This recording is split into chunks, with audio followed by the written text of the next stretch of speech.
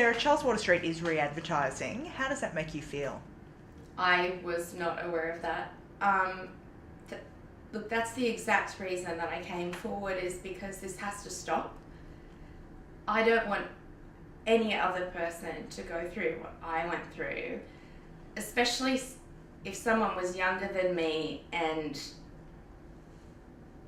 didn't really understand. I just feel like it would have so much more of an impact. I think the fact that he was able to advertise on a university platform for such a long period of time is quite difficult to accept. I don't know how it was regulated, but it was obviously not done very well. Commentator Bettina Arndt, are you familiar with who Bettina Arndt is? No. Okay. So Bettina Arndt has written a response piece where she says, and this is a direct quote, Waterstreet loves outraging people about sexual content, and these young women, law students, don't do any due diligence to find out this man's history. How do you respond to that, Sam?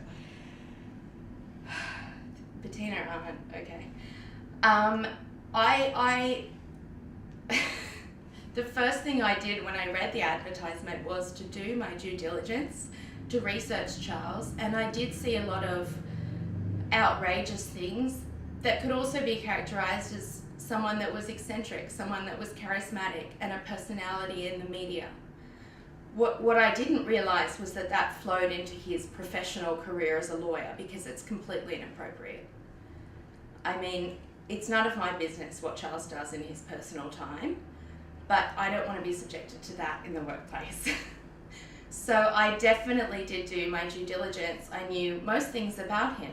When I walked into that room, I knew from his social media account that the girl was his partner, or he was in a relationship with her.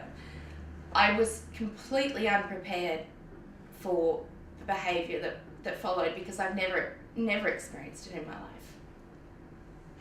And another thing that Bettina Arndt said is, she said, talk about dancing with the devil, and in relation to Tina, she went back willingly for another dose only to then resign. I mean, come on, women, you have to have some responsibility for your own behaviour.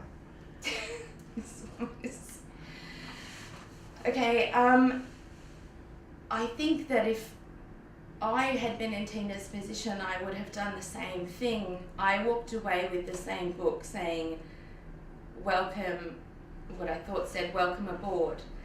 And as law students in a very competitive industry that's very difficult to get into, you're quite desperate, which makes you very vulnerable. And in any other job interview, I guarantee that I would have walked out, but the situation was so strange and like nothing else I'd ever experienced in my life that I didn't know how to react, and I thought possibly it was a test. So I think Tina going back is quite reasonable, given that his advertisement said you needed a strong stomach.